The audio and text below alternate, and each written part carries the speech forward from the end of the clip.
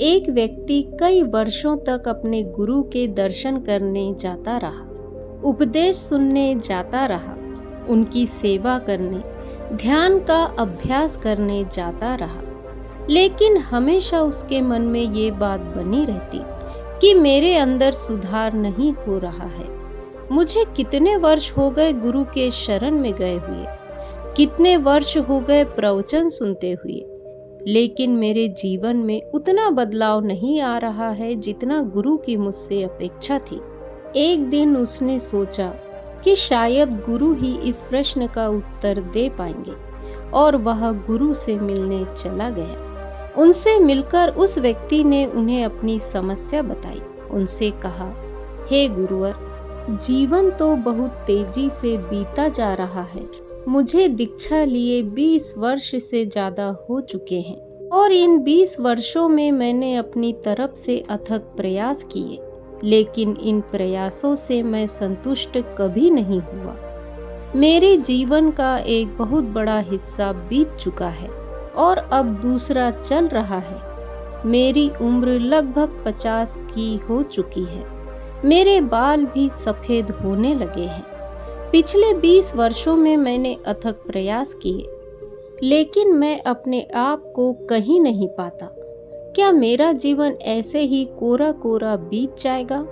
गुरु ने उससे कहा, तुम्हें सच्चाई समझने में अभी 2 वर्ष और लगेंगे। गुरु ने बीजों से भरी एक पोटली देते हुए उससे कहा, तुम ये बीज ले जाओ और इन्हें अपने खेतों में तब बोने के लिए डालना जब 3 दिनों तक अच्छी बारिश होगी। वह व्यक्ति बीजों से भरी पोटली लेकर वापस अपने घर आ गया और बारिश का इंतजार करने लगा। दिन हफ्तों में बदल गए और हफ्ते महीनों में, लेकिन बारिश नहीं हुई। फिर कभी 1 दिन बारिश होती, कभी 1.5 दिन होती, तो कभी 2 दिन होती, लेकिन 3 दिन तक लगातार बारिश कई दिनों तक नहीं हुई। वह प्रसन्न होता जैसे ही बारिश शुरू होती, लेकिन फिर दुखी हो जाता जब बारिश कुछ देर में बंद हो जाती। कई महीने ऐसे ही बीत गए। अब वह दुखी रहने लगा। उसे लगा कि अब बारिश शायद 3 दिन तक कभी नहीं होगी। वह ऐसे ही सोचता रहता। तभी एक दिन अचानक भयानक काले बादल आए और रात दिन लगातार 3 दिन तक बारिश होते रही। उस व्यक्ति के अंदर अत्यंत प्रसन्नता का भाव जाग गया। उसने गुरु के दिए हुए बीज की पोटली से बीज निकाले और खेतों में बो दिए। अगले 2 महीनों में वे बीज अंकुरित हुए, बढ़े और पेड़ बन गए, लेकिन उसे कुछ भी नहीं पता था कि ये किसके पेड़ हैं, क्योंकि उसने गुरु से बीजों के बारे में कुछ भी पूछा नहीं था। तीसरे महीने से उन पेड़ों में फूल आने शुरू हो गए और देखते ही देखते चारों ओर फूल ही फूल हो गए। तितलियां, मधुमक्खियां, भौरे और ना जाने कहां कहां से लोग उन फूलों को देखने और उनकी सुगंध का आनंद लेने आने लगे। इतने सारे लोगों से तो वह अपनी पूरी जिंदगी में नहीं मिला था, ना ही इतने सारे लोग पहले कभी देखे थे। वह बड़े आश्चर्य में था कि इतने सारे लोग कहां से आ रहे हैं। बिना बताए मुझे जानते भी नहीं, पहचानते भी नहीं, मेरा इनसे कोई संबंध नहीं। ये लोग कहां से आ गए हैं? वह बड़े आश्चर्य में था। लोगों ने उसकी बहुत तारीफ की थी, उसके फूलों की तारीफ की। कुछ ने उसे इनाम भी दिया और सभी ने उसके फूल खरीदे। उसके फूलों की खुशबू और उनकी प्रसिद्धि दूर दूर तक फैलने लगी। सारे शहर, गांव, प्रदेश और देश में फैलने लगी। ऐसे उगते हुए फूल, ऐसी खुशबू और इतने बड़े क्षेत्रफल में लगे फूलों की कभी किसी ने कल्पना भी नहीं की थी। कभी किसी ने सोचा भी ना था कि इतने खुशबूदार फूल भी हो सकते हैं। उनकी खुशबू कई किलोमीटर दूर तक फैली रहती है। तभी तो दूर से अगर कोई राहगीर गुजरता तो भी वह पलटकर एक बार जरूर देखने आता कि यह खुशबू कहाँ से आ रही है। वह व्यक्ति बहुत प्रसन्न था। उसने सोचा कि मैं ये सब जाकर गुरु को बताऊं, लेकिन फिर उसे याद आया कि गुरु ने कहा था कि तुम दोबारा 1 साल के बाद आज ही के दिन आना, उससे पहले नहीं। इसीलिए वह बार बार अपनी उत्तेजना को रोकता और रुक जाता कि अभी समय पूरा नहीं हुआ है। इसीलिए वह रुका रहा, लेकिन वह बहुत खुश था।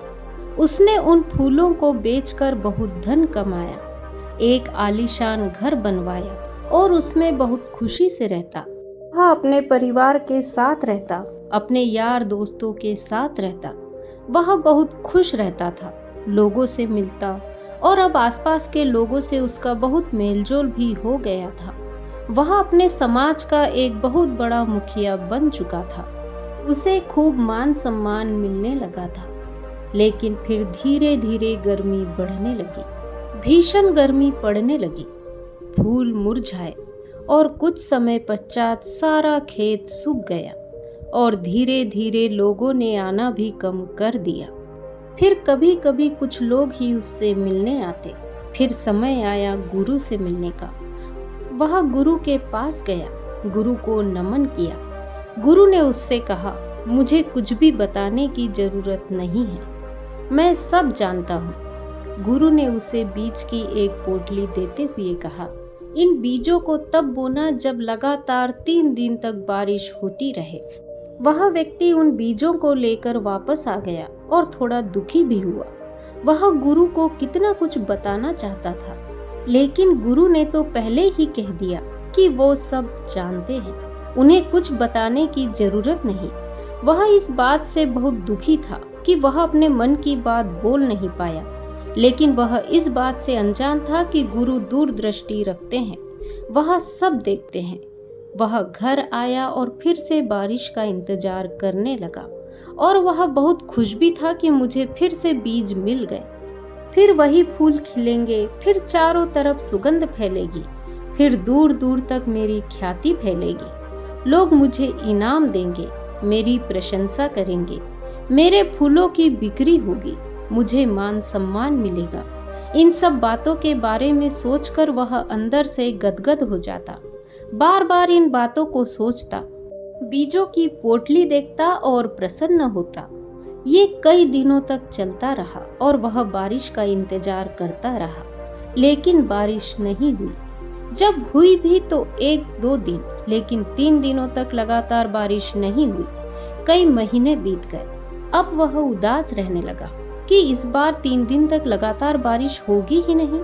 कहीं गुरु ने इस तरीके से मुझे कुछ समझाने का प्रयास तो नहीं किया जो मैं समझ नहीं रहा हूँ, क्योंकि अब तो बारिश हो ही नहीं रही। और अब वह मन ही मन तुलना भी करने लगा था कि पिछले बार तो इतने दिनों में बारिश हो गई थी, लेकिन इस बार तो उससे भी ज्यादा दिन बीत गए और बारिश अब तक नहीं हुई। फिर एक दिन काले बादल छा गए और 3 दिन लगातार रात दिन मूसलाधार बारिश हुई। इस बार इतनी बारिश हो गई कि उसके खेत की मिट्टी का ऊपरी हिस्सा ही बह गया। वह ये सोचकर परेशान भी हो गया कि इस बार ज्यादा समय लग जाएगा खेत को तैयार करने में, क्योंकि मिट्टी की ऊपरी परत बह चुकी थी। फिर जैसे तैसे करके बारिश रुकी। उसने बड़ी मेहनत से खेत तैयार किए और वो बीज खेत में बो दिए। लेकिन इस बार भी उसने गुरु से नहीं पूछा था कि ये किसके बीज है। उसने खुद ही कल्पना कर ली थी कि ये उन्हीं फूलों के बीज होंगे। धीरे धीरे वो बीज अंकुरित हुए, बड़े हुए और उनमें फूल आने लगे। लेकिन वह ये देखकर हैरान हुआ कि इस बार फूल इतने छोटे क्यों हैं। वह फिर भी इंतजार करता रहा। फिर उसने सोचा कि शायद इन पेड़ों पर फल आने वाले हैं। लेकिन कुछ दिनों बाद उसने देखा कि सारे पेड़ों पर धीरे धीरे हरी मिर्च लगने लगी है। वह मिर्च की फसल बड़ी तेजी से फलने फूलने लगी है। धीरे धीरे वह मिर्च लाल होने लगी थी। कुछ दिनों तक खेत में तोते आए, उन्होंने कुछ मिर्च खाई, लेकिन इस बार कोई तितली नहीं आई, कोई भौरा नहीं आया, कोई मधुमक्खी नहीं आई। और इस बार ना तो आसपास से कोई लोग आए, ना कोई सुगंध उठी, ना कोई सुंदर नजारे बने और ना ही दूर दूर से राहगीर आए उसके खेतों को देखने। इस बार ऐसा कुछ भी नहीं हुआ। वह बहुत आश्चर्य में था कि आखिर इसके पीछे क्या रहस्य है। वह थोड़ा चिंतित भी होने लगा, लेकिन थोड़ी उत्सुकता भी थी कि देखते हैं आगे क्या होता है। फिर जैसे गर्मी बढ़ने लगी, वह मिर्च लाल होने लगी और धीरे धीरे वह मिर्च पककर खेत में ही गिरने लगी और सूखने लगी। सारा खेत भी सूख चुका था। धीरे धीरे वह मिर्च फटने लगी और सारे खेत में फैलने लगी। और जैसे जैसे गर्मी बढ़ने लगी, हवाओं के साथ वह मिर्च भी उड़ने लगी और उस मिर्च से लोगों की आंखें और लोगों के गले जलने लगे। अब लोगों ने दूर दूर तक उस ओर आना ही छोड़ दिया, वह रास्ता ही छोड़ दिया। और जहां जहां वह हवा फैलती गई, लोग परेशान होने लगे। उस व्यक्ति को लोग बहुत भला बुरा कहने लगे कि इस मूर्ख ने ये क्या कर दिया। अगर इसने इन मिर्चों को बो ही दिया था तो फिर बाजार में जाकर इन्हें बेच देता या फिर इनका कुछ इंतजाम करता, लेकिन इसने इन मिर्चों को खेत में ही गिर जाने दिया और अब यह मिर्च लोगों की आंखों और गलों में चुभ रही है। लोग उससे बड़े ही नाराज रहने लगे और उसके खेत के आसपास जितने भी पशु पक्षी थे, वह सभी वहां से पलायन कर गए। वह बहुत डरा हुआ था, वह अकेला पड़ गया। अब वह खुद को भी किसी तरह से बचाता, क्योंकि उसकी भी आंखों और गले में मिर्च लग रही थी। वह दिन रात अपने मुंह को कपड़े से ढक कर रखता और हवा की विपरीत दिशा में बैठकर खुद को बचाने का प्रयास करता। यह सिलसिला कई महीनों तक चलता रहा। उसके गुरु से मिलने की प्रचंड इच्छा थी, लेकिन गुरु ने पहले ही बोल रखा था कि साल भर बाद आज ही के दिन आना। वह बहुत परेशान था। उसके लिए एक एक दिन काटना बहुत मुश्किल लग रहा था, लेकिन किसी तरह से वह दिन आ गया जब वह अपने गुरु से मिलने जा सकता था। वह गुरु के पास गया और अपना सारा हाल सुनाना चाहा, लेकिन गुरु तो पहले से ही सब जानते थे। गुरु ने कहा, मैं सब जानता हूँ तुम्हारे साथ जो हो रहा है, लेकिन अगर तुम समझ पाओ तो। गुरु ने उससे पूछा, क्या तुम समझ सके 2 सालों में जो मैंने तुमसे कहा था कि अभी तुम्हें 2 साल और लगेंगे? तुमने क्या समझा? सबसे पहले तो तुम यह समझो कि तुम कौन हो। क्या तुम्हें पता है कि तुम कहाँ से आए हो? क्या तुम्हें अपने पैदा होने का पता है? उसने कहा, नहीं गुरुवर, मुझे नहीं पता कि मैं कैसे पैदा हुआ। जब मैं समझने लायक हुआ और लोगों ने कहा कि यह तुम्हारी माँ है, इसी ने तुम्हें जन्म दिया है, तब मुझे पता चला कि मैं इस माँ से पैदा हुआ हूँ, लेकिन मेरे पैदा होने का मुझे कुछ पता नहीं। गुरु ने कहा कि तुम्हें यह याद नहीं कि तुम कैसे पैदा हुए, तुम्हें यह याद नहीं कि तुम्हारी माँ कौन है। तुम्हें बताया गया कि ये तुम्हारे माँ बाप है, तब तुमने जाना कि ये तुम्हारे माँ बाप है, तुम इन्हीं से पैदा हुए हो, और फिर तुमने अपना परिवार बनाया। क्या तुम्हें याद है कि तुम अपने परिवार को अपने साथ लेकर आए थे? क्या तुम्हें याद है कि तुम पैदा होते समय अपने साथ कुछ लाए थे? वह बोला, नहीं गुरुवर, मुझे याद नहीं कि मैं अपने साथ कुछ लाया था। तब गुरु ने कहा, क्या तुम्हें याद है कि तुम आज जो समझ रहे हो कि तुम्हें इतना ज्ञान है, तुमने इतना अध्ययन किया है, तुम्हारे इतने दोस्त हैं, तुम्हारे बाल बच्चे हैं, तुम्हारी बीवी है, क्या इसमें से कोई भी ऐसा है जो पैदा होते वक्त तुम्हारे साथ था? या जब तुम्हें माँ बाप ने बताया कि तुम उनके बच्चे हो, तो क्या तब इनमें से कोई तुम्हारे साथ था? उस व्यक्ति ने जवाब दिया, नहीं गुरुवर, तब तो मैं एकदम अकेला था। गुरु ने पूछा, क्या तुम्हारे पास कोई पैसे थे, कोई धन दौलत थी? क्या कोई ऐसा इंतजाम था जिसके सहारे तुम अपना सारा जीवन निर्वाह कर सको? तब उसने कहा, नहीं, मुझे तो मेरी माँ जो देती थी वही मैं खा लेता था। और क्या तुम्हारे पास ऐसी कोई भविष्य की चिंता थी कि कल तुम्हें दूध मिलेगा या नहीं, कल तुम्हें रोटी मिलेगी या नहीं? क्या तुम इसको लेकर चिंतित रहते थे? तब उसने कहा, नहीं गुरुवर, मुझे कोई चिंता नहीं थी। मुझे तो जो मैं मांगता था मेरी माँ दे देती थी, और अगर उनके पास नहीं होता था तो इंतजाम करती थी, या फिर पिता से कहती थी कि बेटा ये मांग रहा है, लेकर आ जाओ। लेकिन मैंने तो अपनी तरफ से कुछ किया ही नहीं। मुझे याद नहीं कि मैंने कभी यह सोचा भी हो कि मुझे दूध कहाँ से मिलेगा, वह मुझे मिलता ही रहा है। तब गुरु ने कहा कि जब तुम्हें यह सब मिलता रहा है, जब तुम्हें कुछ भी पता नहीं था कि तुम्हें कल ये मिलेगा या नहीं, तब भी तुम्हें ये मिलता रहा। जब तुम्हें यह भी पता नहीं था कि तुम कौन हो, कहाँ से आए हो और क्यों आए हो, तब भी तुम्हारी सारी परवरिश, सारी पूर्ति होती रही। और अब तुम ये सोच रहे हो कि मुझे यहाँ आने में 20 साल हो गए, फिर भी मुझे कुछ हासिल नहीं हुआ। तुम्हें क्या होना है? तुम क्या पाना चाहते हो? तुम तो हो ही नहीं। तुम कौन हो, जरा सोचो इस बारे में। क्या तुम्हें जिस नाम से पुकारा जा रहा है तुम वही हो? क्या यह तुम्हारा ही नाम है जिससे तुम्हें पुकारा जा रहा है? उसने कहा, नहीं, मुझे पता नहीं। यह मेरा नाम है, लेकिन जब मेरे कानों में इस नाम की आवाज़ पड़ने लगी, जब मुझे यह समझ आने लगा कि यह मुझसे ही कहा जा रहा है, तब धीरे धीरे मुझे पता चला कि मेरी माँ मुझे इस नाम से पुकारती है। तब मुझे पता चला कि यह मेरा नाम है। तब गुरु ने कहा कि तुम हो ही नहीं, तुम अपने से आए ही नहीं हो। क्या तुम अपने से आए हो? क्या तुमने चुना था कि ये मेरे माँ बाप होंगे, यही मेरा घर होगा? क्या पैदा होने से पहले तुमने इस बारे में कुछ सोचा था, कोई चुनाव किया था? उसने कहा, नहीं, मुझे तो कुछ याद नहीं कि मैंने कुछ चुना था। मुझे कुछ भी याद नहीं कि मैं पैदा हुआ। मुझे यह भी याद नहीं कि ये मेरी माँ है, ये मेरे पिता है। मुझे कुछ भी याद नहीं, मेरा कोई चुनाव नहीं। गुरु ने कहा, तुम तो हो ही नहीं। तुम जो कह रहे हो कि मैं हूँ, मैंने फूल उगाए हैं, क्या ये तुम्हारे बीज थे? क्या ये तुम्हारे फूल थे? क्या किया तुमने इन फूलों को उगाने में, जरा बताओ। वह चुप हो गया, उसके पास कोई जवाब न था। वह सर झुकाए गुरु के सामने खड़ा रहा। गुरु ने कहा, ये बीज तुम्हें मैंने दिए और इन बीजों को तुमने 3 दिन बारिश होने के बाद जमीन में डाला। क्या वह बारिश तुमने कराई थी? क्या वह मिट्टी जिसमें बीज अंकुरित हुए उसे तुमने बनाया था? क्या तुमने इनके लिए कोई प्रयास किए? वह आंखें झुकाए चुपचाप खड़ा था, उसके पास अब कोई शब्द नहीं थे। गुरु ने कहना जारी रखा, क्या तुमने इन बीजों को जमीन के अंदर फटते हुए देखा है? क्या तुमने देखा है कि ये कैसे अंकुरित हुए और कैसे उसमें से पेड़ निकला?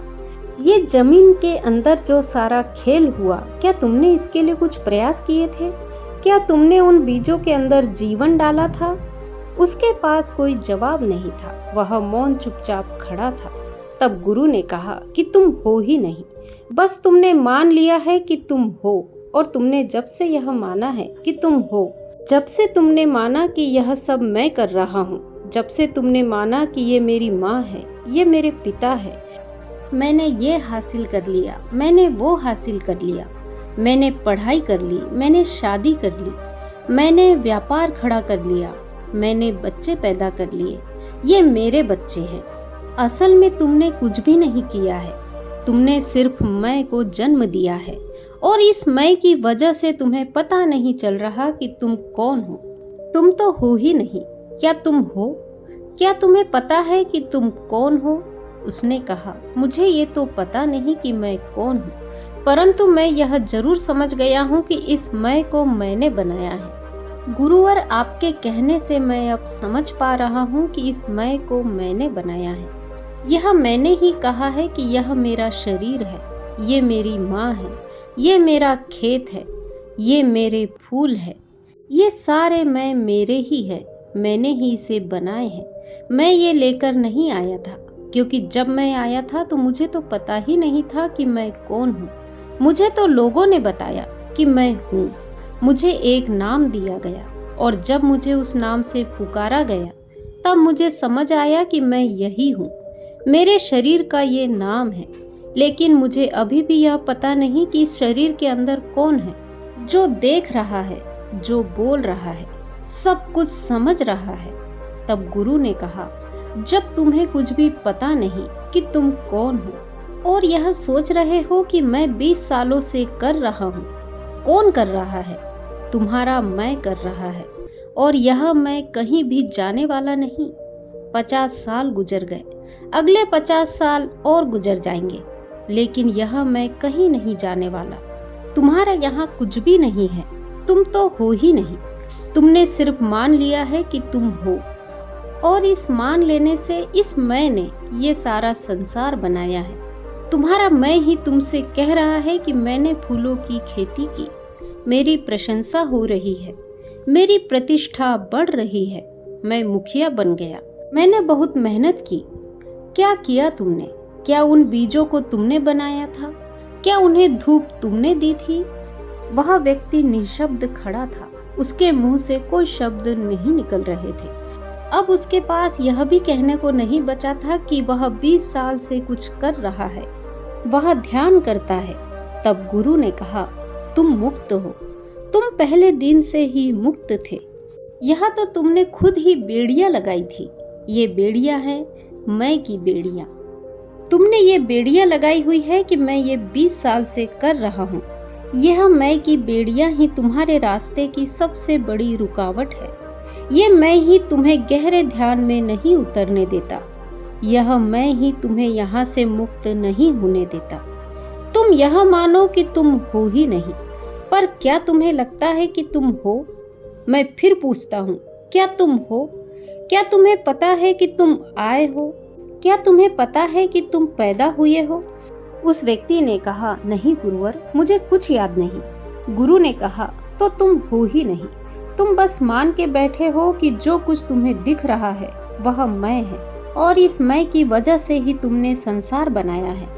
और अभी तुम कह रहे हो कि मैं 20 साल से कर रहा हूँ।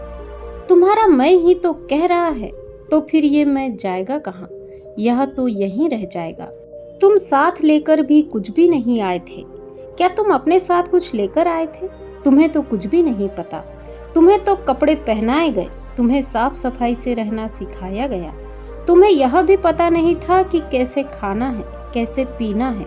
तुमने अपनी रोटी और अपने दूध के लिए उस समय क्या प्रयास किए?